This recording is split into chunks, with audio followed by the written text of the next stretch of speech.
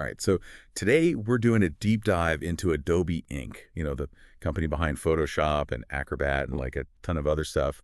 And we've got a bunch of research on Adobe. Yeah. And we're going to try to figure out if this stock, should be in your portfolio or not. Oh, yeah. We've got their Wikipedia page. We've got some financial data from Zacks, even some market cap info. Sounds like a lot to unpack.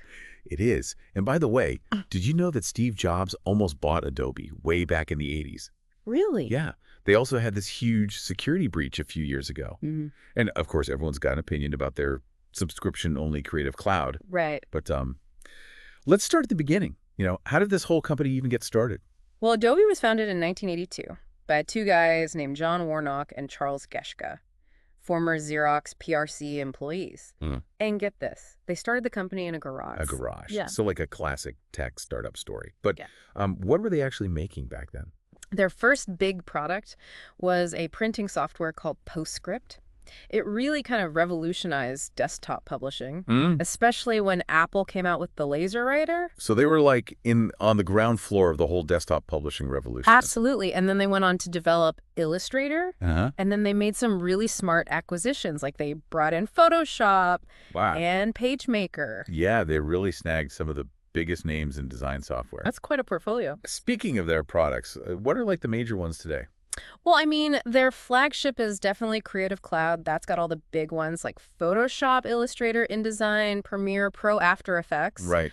And then, of course, there's Acrobat DC for PDFs. I mean, that's practically a universal standard at this point. It's amazing like how many iconic programs they make. I feel like just about everyone has used at least one of their products at some point. Right. And that's a big part of how they've become so dominant in the creative software market. But, they're not just a design software company anymore. They've got Experience Cloud for marketing and analytics. And they're even getting into augmented reality with Adobe Aero. So they're kind of like trying to cover this whole spectrum of digital creativity and marketing now. Exactly. They're not just providing tools, they're building a whole ecosystem. Okay, so they've got this fascinating history and a ton of popular products. But how is Adobe actually doing financially? Well, let's take a look at some of this data from Zacks and their Wikipedia page. Their revenue has been steadily climbing. In fact, in 2023, they brought in over $19 billion. Okay, so they're making money.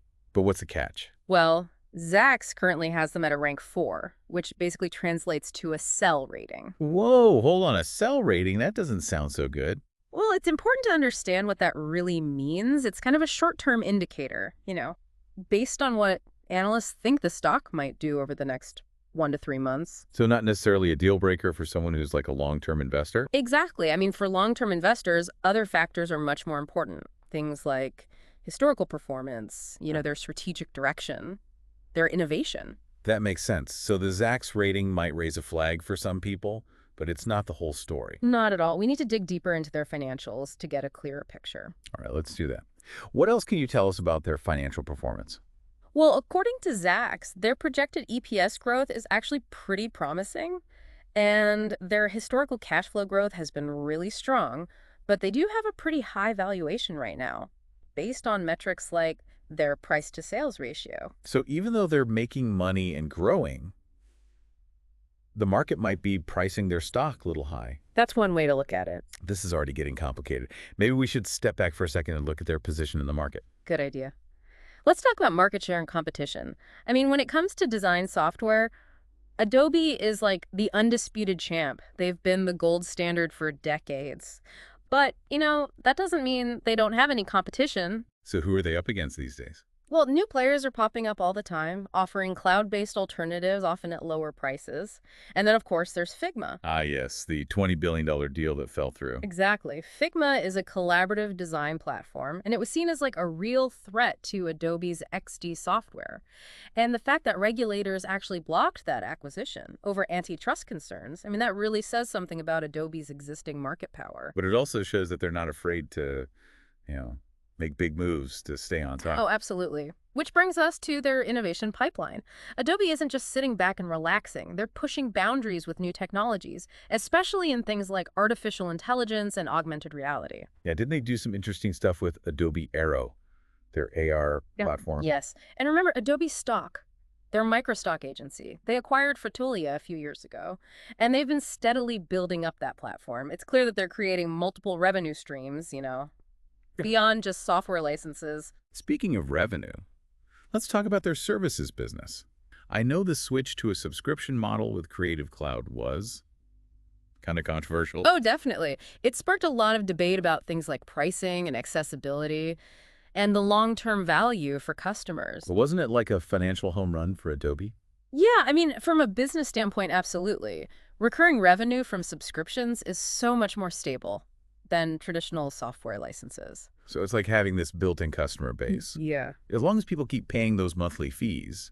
Hmm. But like you said, there are downsides too, right? There are. I mean, some people just don't like subscription models. They feel like they're losing control over their software, and they worry about getting locked into a long-term commitment. Plus, it can be pricey, Mhm. especially if you're like an individual user. Yeah. Or a small business that doesn't need the entire Creative Cloud suite. And that's where the competition comes in. There are plenty of other design tools out there, many of which are cloud-based and have more flexible pricing. So even though Adobe is like the big player, they can't afford to get complacent.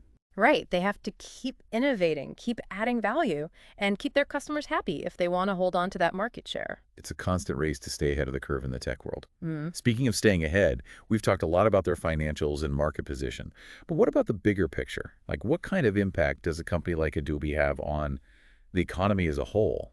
That's a great question. Adobe's economic impact is significant. I mean, just think about all the graphic designers, the web developers, the filmmakers, photographers who rely on Adobe software to make a living. Their tools are essential for businesses of all sizes. So they've helped countless people build careers and launch companies. And the ripple effect extends way beyond just individual users. PostScript revolutionized the printing industry, and Adobe played a key role in the rise of digital marketing. So they've basically created this whole ecosystem that supports creativity and innovation, which in turn drives economic growth.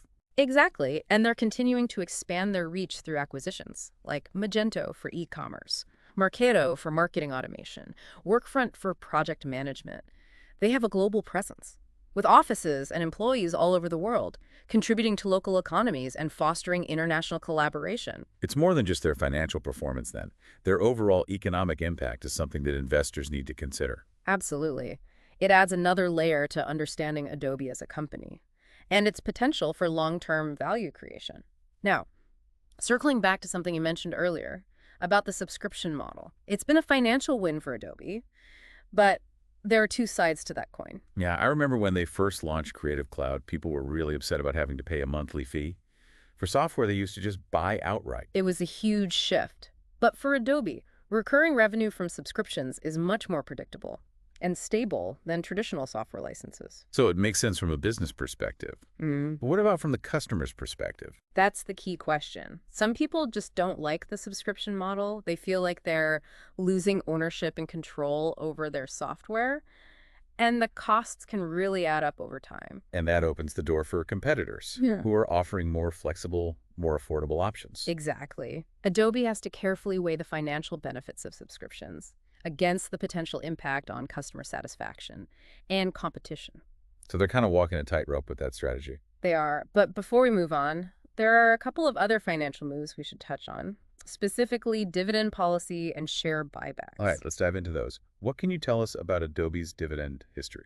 Well, Adobe does pay a dividend, but it's relatively small compared to their earnings. They've also been actively repurchasing their own shares, which can boost the value of the remaining shares. So even if the dividend isn't huge, they're still finding ways to return value to their shareholders. Exactly. These actions can be seen as a positive sign by investors because it suggests that the company believes its stock is currently undervalued.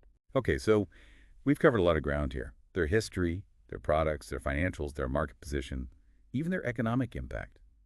What are your overall thoughts? Is Adobe stock a buy? Well, before we give a definitive answer, let's quickly recap the pros and cons of owning this stock. On the plus side, Adobe has a dominant market position, a strong financial track record, and a history of innovation. They're expanding into new markets, which could unlock further growth. But on the flip side, we have that sell rating from Zacks, which suggests there's some potential for short-term underperformance. Plus, their stock is currently trading at a high valuation, and competition is increasing. Right.